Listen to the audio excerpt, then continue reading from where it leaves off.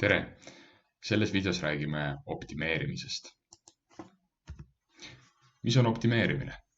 See on sisuliselt üritab vastata küsimusele ehk kuidas peaksin käituma, et tulemus oleks minimaalse kuluga, maksimaalse tuluga, kõige kiirem, kõige lühem või midagi muud. Ehk kuidas teha parim otsus. Toome näiteid optimeerimisülesannetest. Näiteks tootmispinna planeerimine. Et kui meil on küsimus, kuidas planeerida tehase sisseseade selliselt, et tootmisaeg oleks minimaalne. Meil on piiratud tootmispind, me teame, mida me peame seal kasutama, seadmeid ja asju, kuidas me peaksime selle seadma nii, et oleks minimaalne tootmisaeg. Teiseks, tootmise planeerimine. Näiteks küsimus, mida järgmisel nädalal toota, et maksimeerida kasum, võttes arvesse turu nõudlust ja erinevatele toodetele kuluvat ressurssi. Oletame, et me toodame 200 erinevat toodet, mida me peaksime järgmisel nädalal tootma, et kasumit maksimeerida.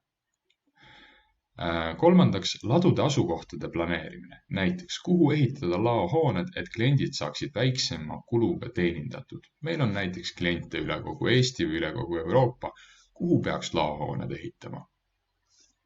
Või õige segu leidmine, ehk millisest toorainest segada minimaalse kuluga kokku toode, mis vastab kliendi nõuetele. Näiteks lammastele sobiva sööda segamine olemasolevatest toorainetest, nii et kulu oleks minimaalne. Vaatame veel optimeerimisülesandeid, näiteks jaotusproblem ehk assignment problem. Kui meil on küsimus sellest, kuidas jaotada ülesanded ressursside vahel. Toome näite, meil on 3 taksot ja 3 klienti. Kuidas jaotada taksot klientide vahel nii, et kulu oleks minimaalne? Sellise ülesandega võib näiteks kokku puutuda Bolt. On hunnik taksosid, on väga palju kliente. Milline takso suunata millise kliendini nii, et kulu oleks minimaalne? Järgnevalt ülejäägi minimeerimine ehk cutting stock problem. Kuidas lõigata materjalid, kasutada toorainet selliselt, et jäägid oleksid minimaalsed. Igas tootmises on mingisugused toorained ja tekivad mingid jäägid. Küsimus on selles, et kuidas me peaksime seda toorainet kasutama, et me võimalikult vähe neid jääke tekitaksime. Ja viimaseks võrgustiku ühendamise probleem. Ehk kuhu seada ühendused, et kogu võrgustik saaks kaetud ja arenduspunktide arv oleks minimaalne. Sellise ülesandega võivad kokku puutuda telekomi ettevõtted või energeetika ettevõtted. Nagu näete, siis optimeerimisülesanded on vägagi ärilised küsimused. Et kuidas teha õige otsus, mis mul oleks minimaalse kuluga, minimaalse ajakuluga või maksimaalse tuluga. On ka öeldud seda, et optimeerimine on masinõppe ja tehisintellekti valdkonna kõige vähem seksikas valdkond, aga ometi kõik suured ettevõtted peavad seda kasutama. Ja järgnevalt läheme optimeerimise praktilise näite juurde. Teeme Google Colabis läbi ülesande, milles vaatame, mida me peaksime tootma, et meie kasum oleks maksimaalne.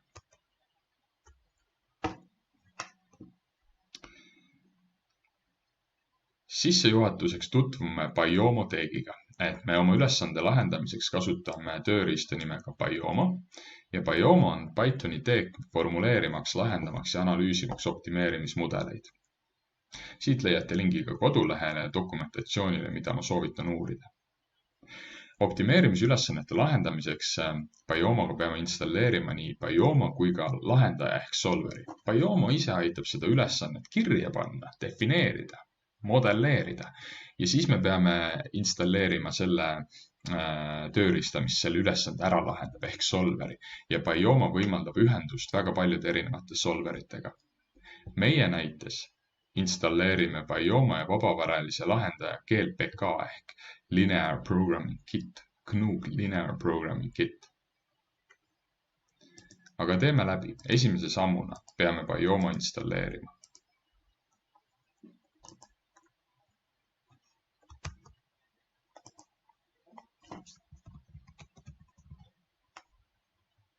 Meie näites ei taha hetkel natukene süsteem reageerida.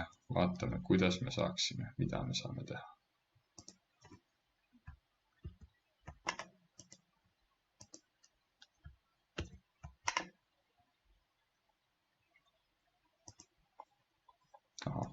Hakkas tööle. Nii, paneme siis Biomo installeerima.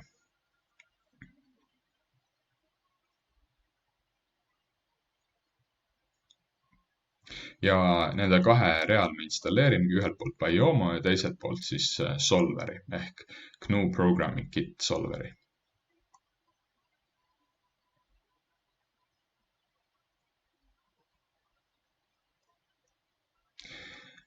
Seejärel me impordime Biomo keskkonna Bio muutujana ja loome ka Solveri, nimega siis Solver. Ja ülesanne, mida me lahendama hakkame, on järgmine. Meil on tehas, kus toodame toodet X ja Y. Oleme läbi viinud turuanalüüsi ja teame, et toodet X suudaksime ühes nädalas müüa 40 ühikut hinnaga 270 € tükk. Ja toodet Y suudaksime ühes nädalas müüa nii palju, kui toota suudame hinnaga 210 € tükk.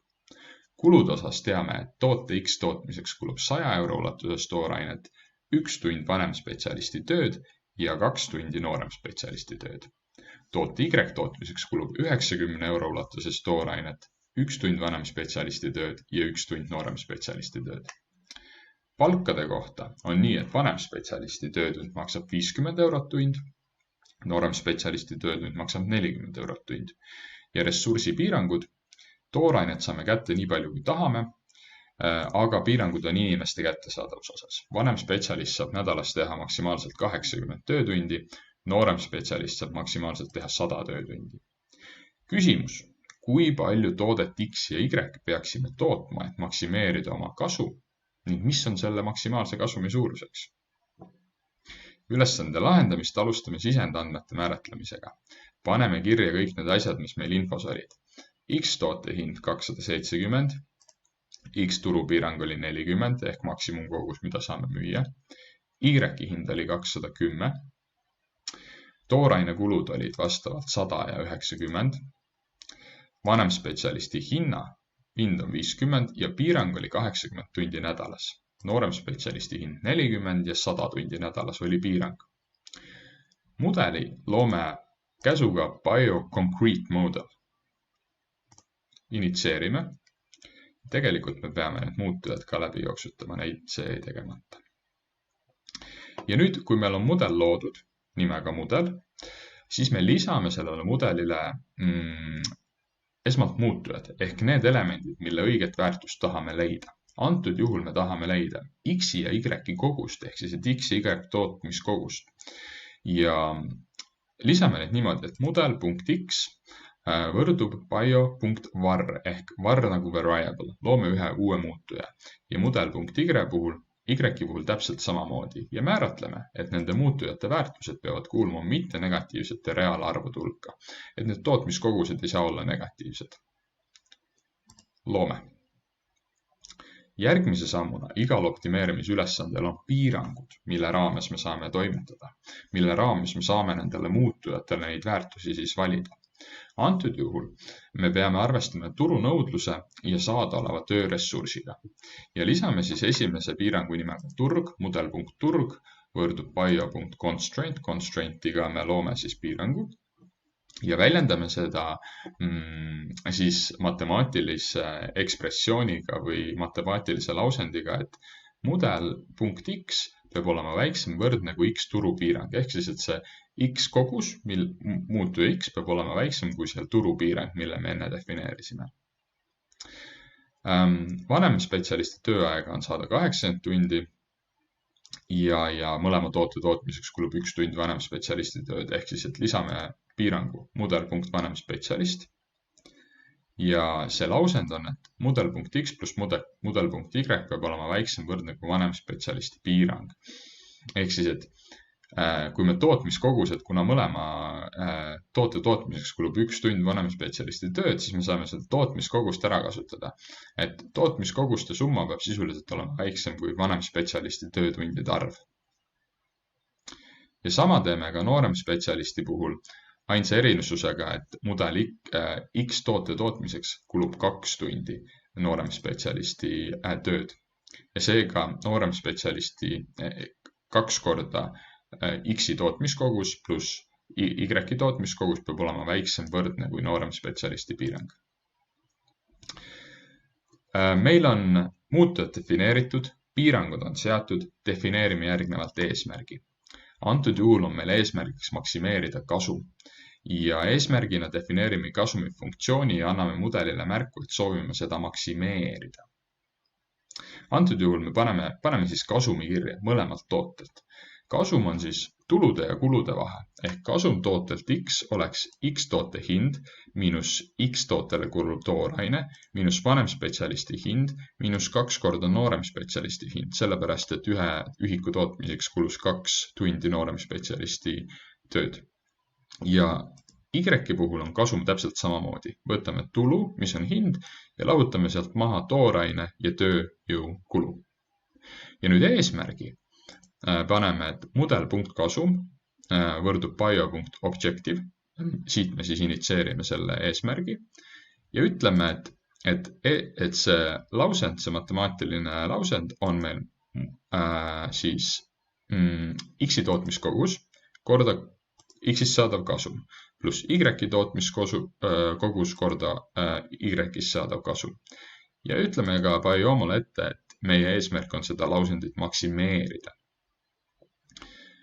Loome selle ja prindime sellest välja ka. Me näeme, et kui meile prinditi see eesmärk välja, siis me saame siit lugeda, et sense on maximize, see on active ehk aktiivne eesmärk ja expression ehk see matemaatiline funktsioon, mida me tahame siis maksimeerida, 40 korda X pluss 30 korda Y.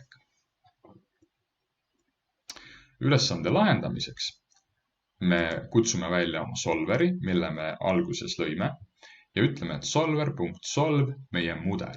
Me oleme eelnevalt mudeli täielikult loonud ja nüüd me saame solveris seda kasutada. Paneme käima.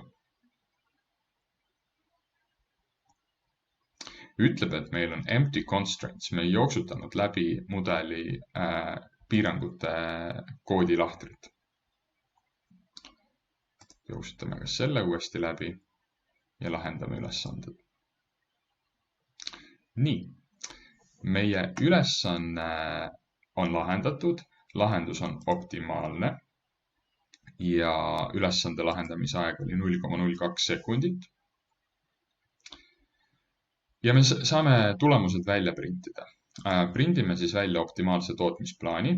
Toote X kogus võtame mudel.X, mudel.Y ja mudel.kasum. Prindime need välja.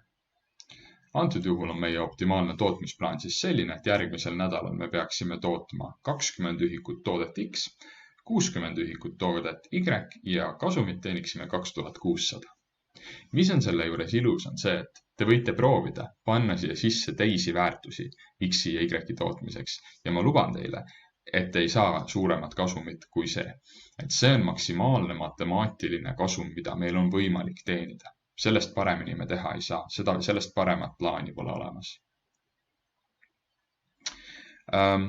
Nüüd me tegime ükshaaval läbi kõik need, lõime mudeli, lisasime muutujad, lisasime piirangud ja eesmärgi, aga kui me tahame hakata mängima erinevate muutujate väärtustega või erinevate parameetrite väärtustega, näiteks ütleme, et mingi tööjõu hind kasvab või mingi piirang muutub, siis meil on parem, kui meil oleks see kõik funktsioonina kirjutatud, et kogu see toodangu optimeerija oleks meil üks funktsioon, mis oma siseselt loob kohe need muutujad, mudelid ja kõik muud asjad.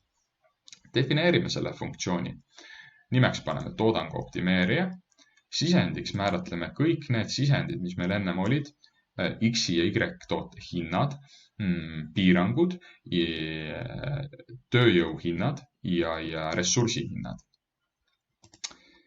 Ja selle funktsiooni siseselt me loome siis mudeli, lisame muutujad, lisame samamoodi piirangud, seame eesmärgi ja lahendame selle mudeli ja lõpuks prindime ka välja. Ehk siis, et seda funktsiooni me saame nüüd hiljem siis nagu kasutada. Ma kohe näitan ka ja see asi muutub selgemaks. Defineerime selle ära. Proovime funktsiooni, paneme ta lihtsalt käima, kuna meil seal vaikimisi väärtustena on muutujatele antud need väärtused, mis meie algses ülesandes olid, siis me peaksime saama sama tulemuse. Nii et nüüd me saame ühel real selle funktsiooni välja kutsudes selle ülesande lahendada. Ja ta näitab meile, tootmisplaan optimaalne oli 20 ühikut toodet X, 60 ühikut toodet Y ja sellisel juhul teenime kasumit 2600. Aga nüüd hakkame mängima stsenaariumitega, ehk mis siis kui. Mis juhtuks, kui toote X müügihind tõuseb? Milline on siis optimaalne lahendus?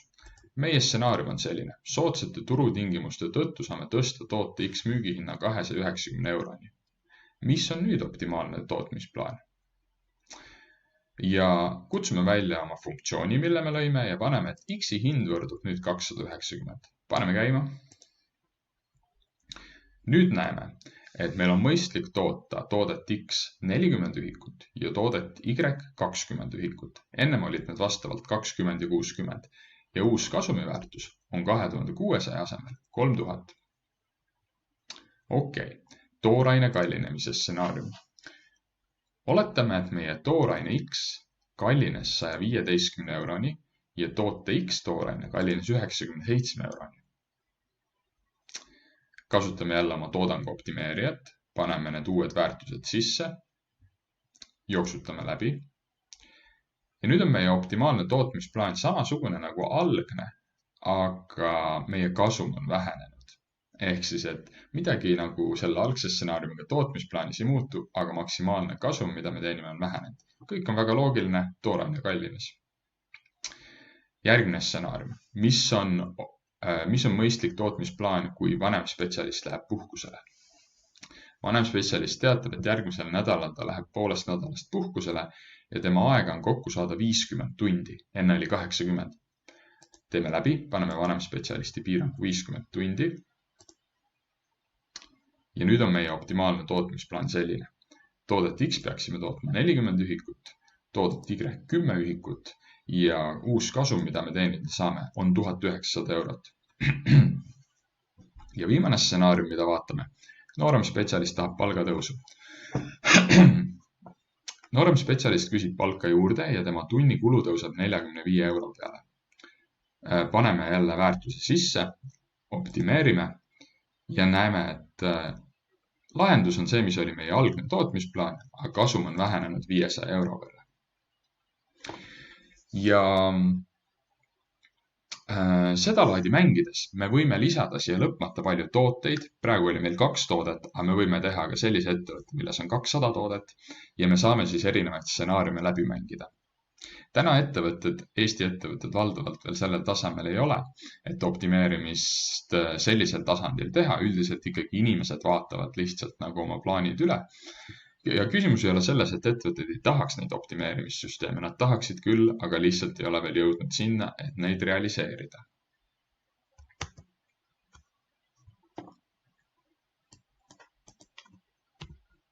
Ja sellega on optimeerimise tutvustuse koha pealt kõik. Tänud kuulamast!